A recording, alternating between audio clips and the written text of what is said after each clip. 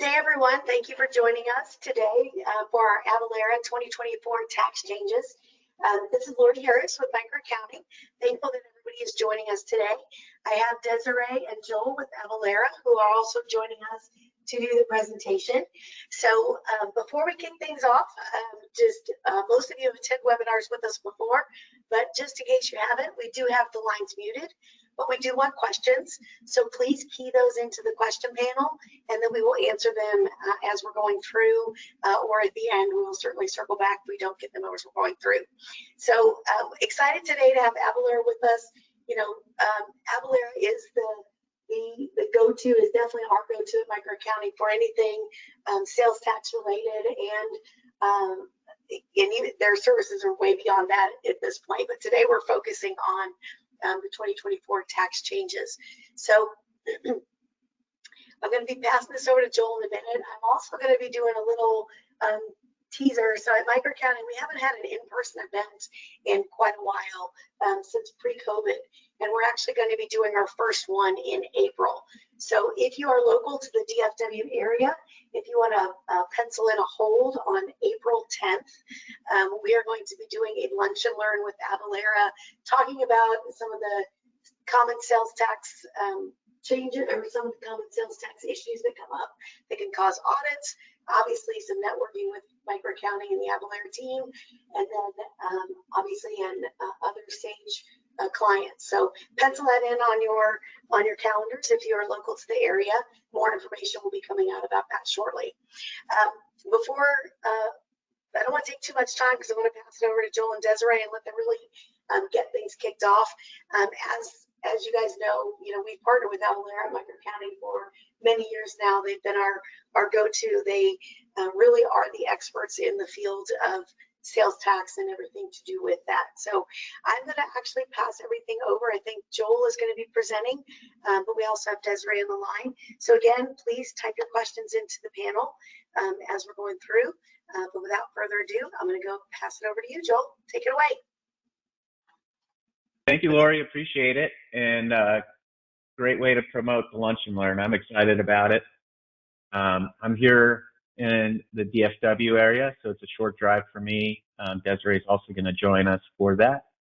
She has to fly in for it, but I think she always has a great time here in the Dallas area. So we're excited about it, and we're also excited about what we're going to talk about today.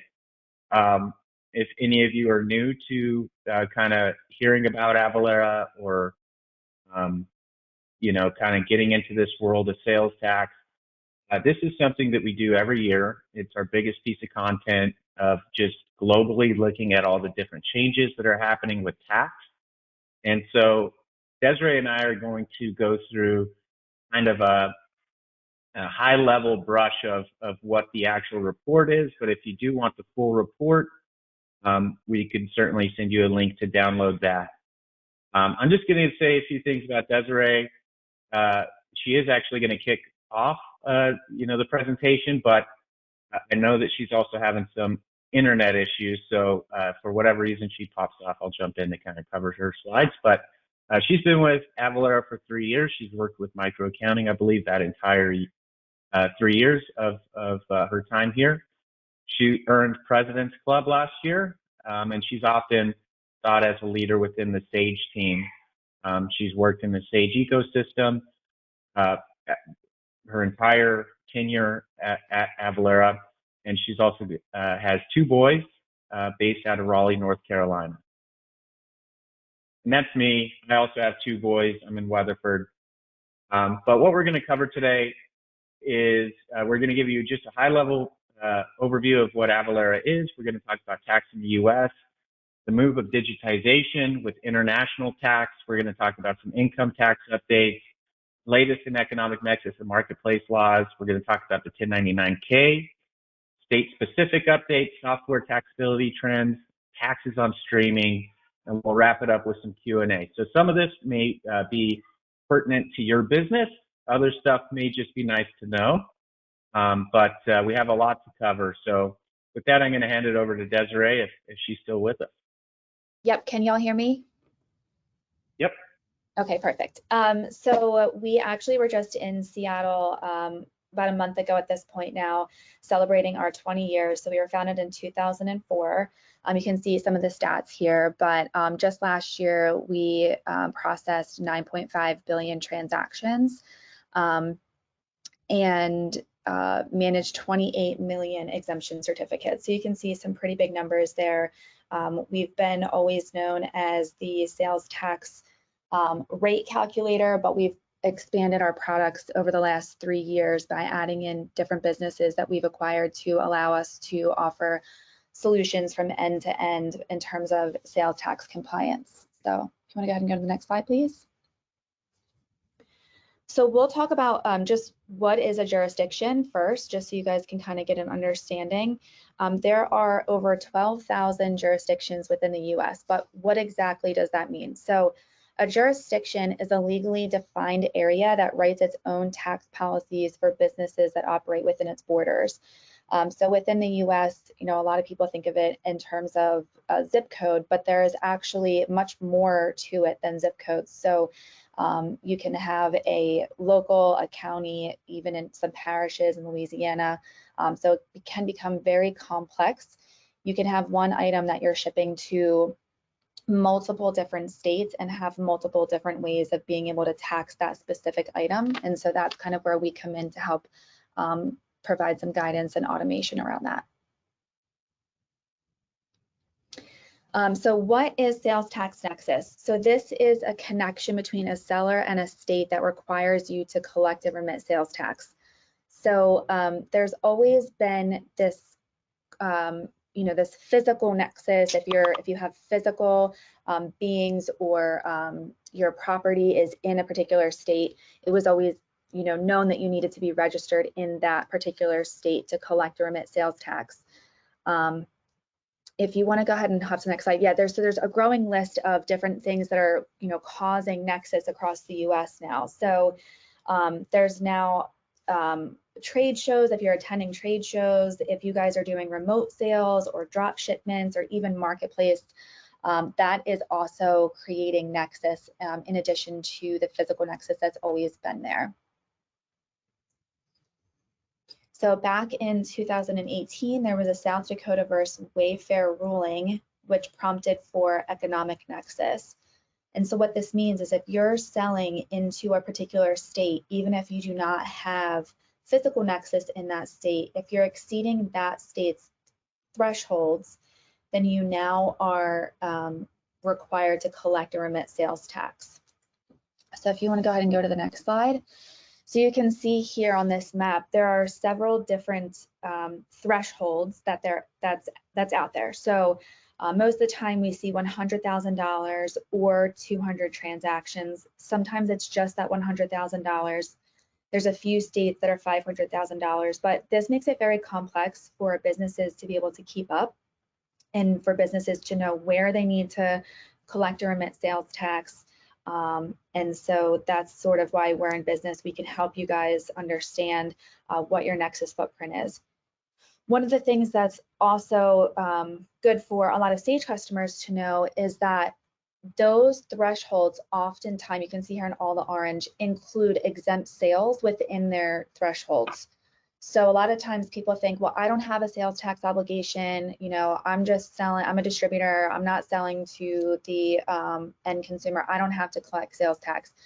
But there is still a requirement to become compliant because you may have exceeded thresholds in those particular states with your exempt sales and have the obligation to get registered to collect the exemption certificates and then file a $0 return.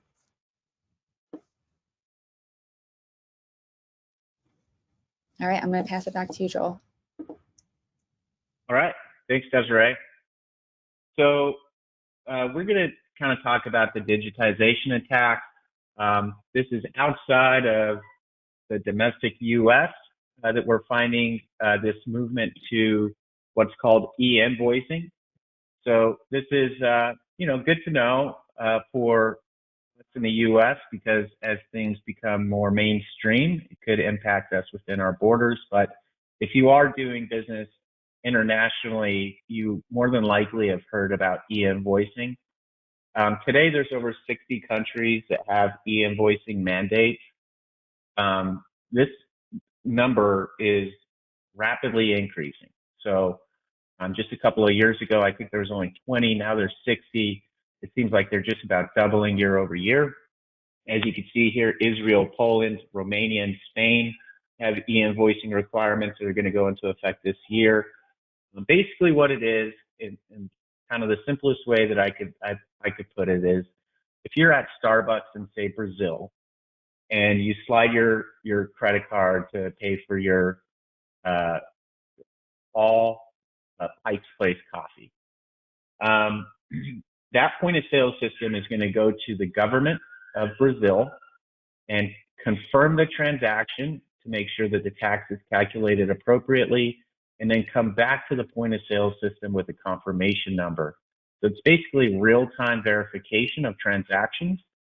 You know, I'm not going to get too into how US might see that, but globally, this is happening a lot. And so many companies are having to address this and get compliant. And obviously, as more countries, you know, get involved, if you're doing anything in Mexico, Mexico already has e-invoicing requirements. Canada, these things may end up touching home. So speaking about Europe, they have something called VAT in the digital age, which VAT is value-added tax. VITA is their term for it. Ultimately, the European Union was going to be rolling out some e-invoicing requirements, but due to a recent vote, they're now delaying that an additional year. So it was going to come out this year. Now it's looking to roll out next year.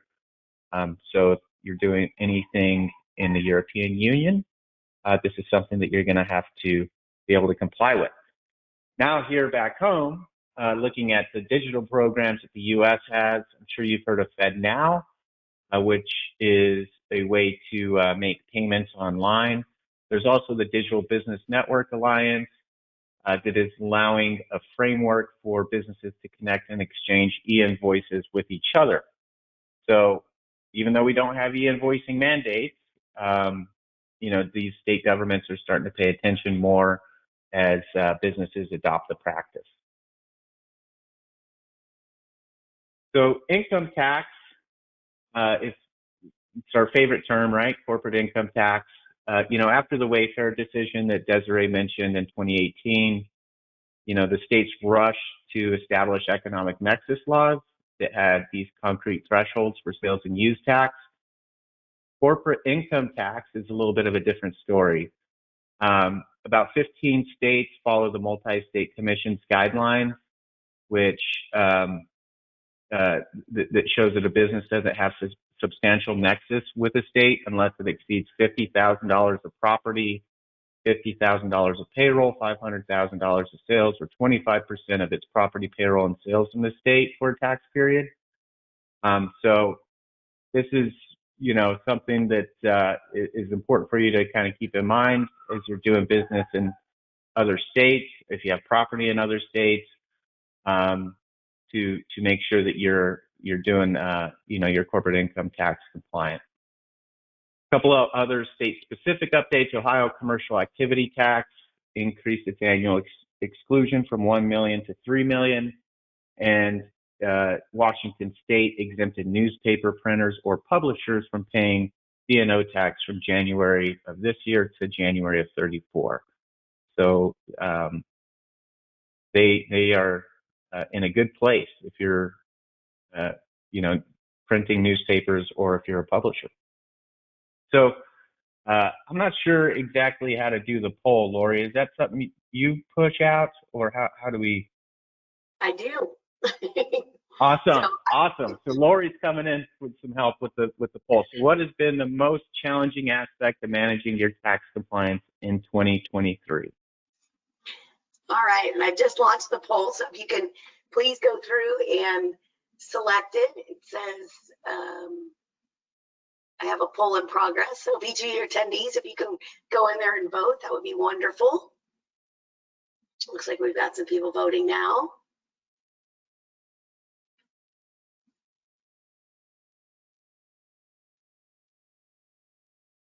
right. Looks like most people are in there. I'm going to go ahead and close the poll so we don't take too long. We do have a couple more of these coming up.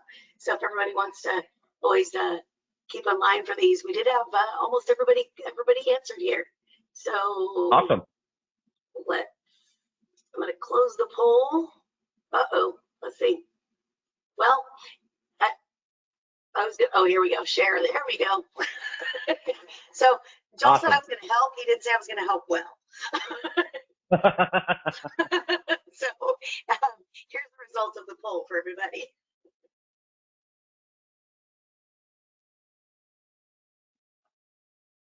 Great.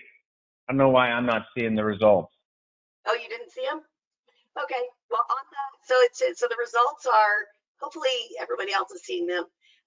But the results were basically 82% was keeping up with the changing tax laws, and then Okay. 3 tied for 18% determining nexus, calculating and collecting and remitting sales tax, and then bringing up the end was tracking and managing. But 82% was keeping up with the changing tax laws and guidelines. Yeah. Saw a stat that there was over 100,000 tax changes that occurred in 2023 alone. So it's no surprise that we're all kind of having a tough time keeping up with them. Thank you, Lori. So economic nexus occurred 5.5 years ago through that South Dakota versus Wayfair ruling. So, 5 years later, it's still a challenge. We did a poll last year to just kind of ask consumers what their thoughts were. 72% of responders think that online sales tax laws are complex and confusing. I'm interested to know the 28% that don't think they're complex or confusing personally. Maybe they got to be, assault CPAs or something like that. 40% of respondents say economic nexus laws have increased the cost of managing tax requirements. 72% of respondents have invested in technology to help with the calculation and reporting of online sales tax. I only hope that 72% are all working with Avalara. So 5 years later, what else? All 45 states with a sales tax, plus DC and Puerto Rico, have enacted economic nexus laws. Kind of looking back at this map that Desiree showed. So as we know, these are the thresholds for economic nexus. A couple of things to point out is that, you see the light baby blue, 100,000 or 200 transactions. South Dakota eliminated its transaction threshold, and Louisiana last year. And I think we're going to start seeing more states do away with that transaction threshold, simply because it's kind of counterintuitive to what South Dakota versus Wayfair was enacted for, which was to protect, the mom and pop from these big retailers. So you may have somebody that does 200 transactions at a low revenue amount versus somebody that does, high revenue amounts but don't exceed the 100,000. And so it's kind of counterintuitive to what the whole thing was put in place for since the beginning. So South Dakota and Louisiana did away with it, and I think we're going to start seeing more states follow suit. Now, looking at this, there's something that is, so you have physical presence, you have economic nexus, and then we have what's called marketplace facilitator laws that all 45 states that have sales tax have enacted as well. So to kind of make this a little bit more confusing, if you are selling through omni-channel, you're selling through marketplaces, then you need to be up to date with what states include marketplace sales versus which don't. So I like this map because it's so colorful, but to give a little bit more breadth to it, some states include marketplace and gross sales. Some exclude marketplace, but include gross sales. Looking at retail sales, they may also include marketplace, where some don't. So this is just kind of a map of looking at marketplaces and how it impacts those economic nexus thresholds. It's fun to try and keep up with this. You got to have a great reporting solution. So hopefully your Sage solution can help you with this. If not, I'm sure micro accounting could find a way. So the responsibility to collect and remit sales tax lies with the facilitators. It shouldn't be news to any of you if you are using, Amazon or some of these large marketplaces. They actually collect the tax and remit it. However, there is some questions among states as to what defines a marketplace.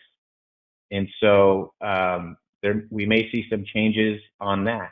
So depending on what system you're using, one big one out there is Shopify, identifying whether or not it is considered a marketplace or not. We could see some changes there. So 1099K reporting requirements are coming. Online marketplace payment apps and credit card companies are required to file Form 1099K and provide to payees. So for example, if you sell sneakers on eBay, the current threshold is 20,000 in payments and over 200 transactions. So you would need to sell a lot of sneakers. However, for tax year 2025, that threshold is going to drop down to $600, and that could be one pair of sneakers in today's world. So there is going to be some changes there. I mean, that's a huge drop from 20,000 down to 600. It's going to be a little bit more stringent for online retailers to comply with this, and then also for consumers to make sure that they get those documents to file with their income taxes. Another poll, Lori. We need help. I've launched How automated are your tax processes and technologies? So if everybody can go on and select their response there. And Joel, I thought it was pretty amazing in that last slide what people are filling in the poll here, that even in 2024, that 20,000 dropped down to 5,000. So exactly it's getting smaller and smaller. Yep. I always think it's interesting how I could go to a bank to make a deposit for somebody, but I can't deposit cash in somebody's account. It's not mine. They're just really trying to guard. Yeah, they're really trying to guard from fraud. Although I'm okay if somebody would like to put money in my bank, I think they should let you do that. I don't want them to take it out, but I'm okay if you put it in. Okay, so I'm going to go ahead and close the poll. Thank you for those of you who voted on there. And I'm going to share the results. 71% was we've automated some, but we still have areas to improve. And then we've got 14% and almost nothing. Ranked at a 1, and then we had another 14% at 2. We don't have anybody who's automated everything. Well, hopefully you show up to the lunch and learn. We could talk about that. Definitely. Okay, retail delivery fees. So if you do sell products that ship to the state of Colorado, I'm sure you've heard of the Colorado retail delivery fee that applies to all deliveries that are made by a motor vehicle in the state. Basically, Colorado found a way to process a fee. It's not a tax, it's a fee, because they felt that all of this delivery was taking a toll on their infrastructure. And so they wanted a way to recoup that. So they introduced this fee effective May 4th. Qualifying new businesses and businesses with less than 500,000 in the state during the previous year are exempt. So if you do less than 500,000 in the state of Colorado, good for you. You're going to be exempt from having to pay this fee.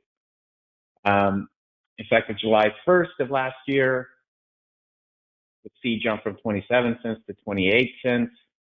But what's interesting now is that Minnesota has followed suit, and now they're also going to introduce a similar fee, but it's 50 cents on retail delivery orders totaling $100 or more, effective July 1st this year. So if you're selling product in the state of Minnesota that is being shipped by car or truck, then this is something that you will need to pay attention to, because anything over $100 will have that 50-cent fee. A couple other updates. Illinois is being challenged in court over the issue of destination origin sourcing. So, where is tax applied? Is it applied on destination, or is it applied from where it's shipped from? Virginia now only allows law firms within the state to help businesses obtain beverage alcohol licenses. So if you're in the bev alc industry. And then, of course, Maryland and California both enacted bottle fees that in and out of state sellers must adhere to. So we could provide some more information on that if you do fall into that kind of bev alc delivery. But just kind of high level, these are a couple of state specific updates. Software and digital product taxability.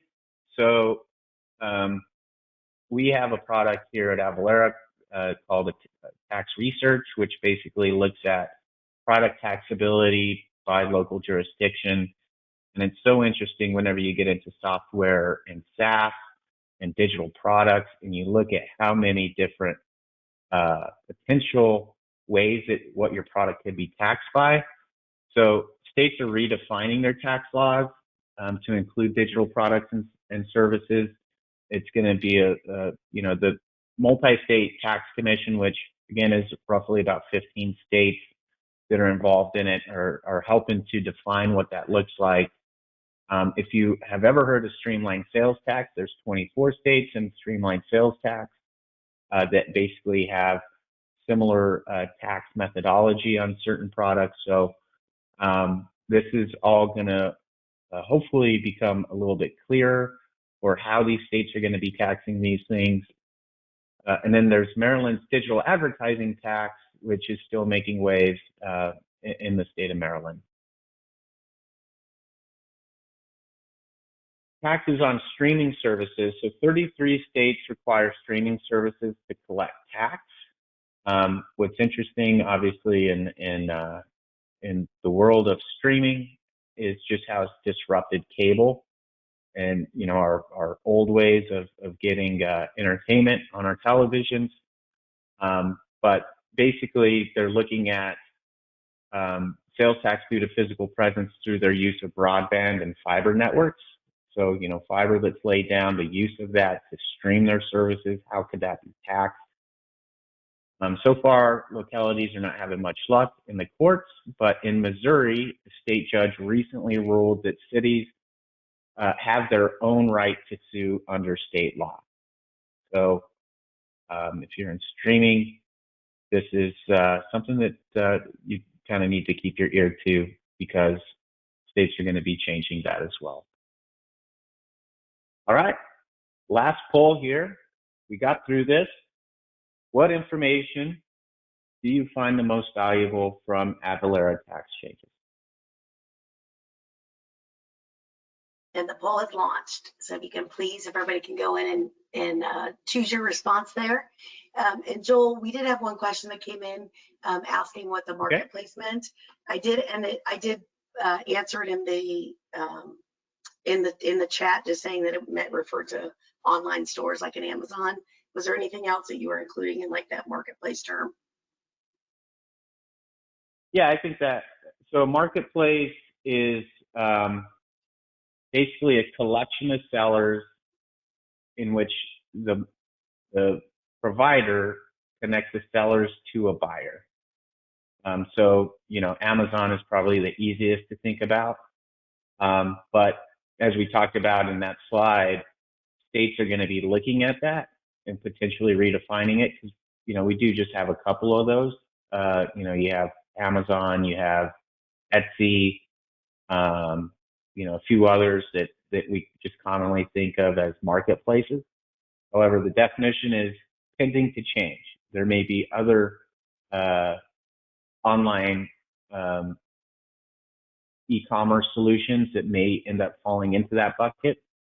So obviously that's going to be a major update. I'm sure that if you are using an e-commerce solution, if they do get categorized as a marketplace, I would assume under their best practices that they would let you know that.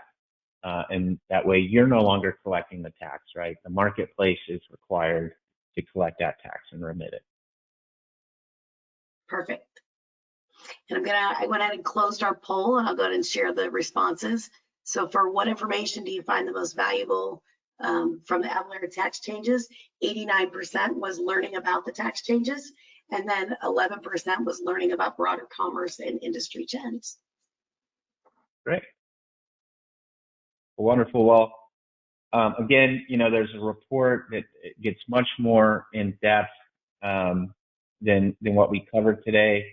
So, Lori, I'll just make sure that you have access to that report if you all want to send that out to everyone. But otherwise, we appreciate it. Obviously, this is a complex thing. There's always something to learn. Desiree and I are learning things new every day. But luckily, we have hundreds of people that keep up to date with all these changes that are able to disseminate the information to us to make it available to you all.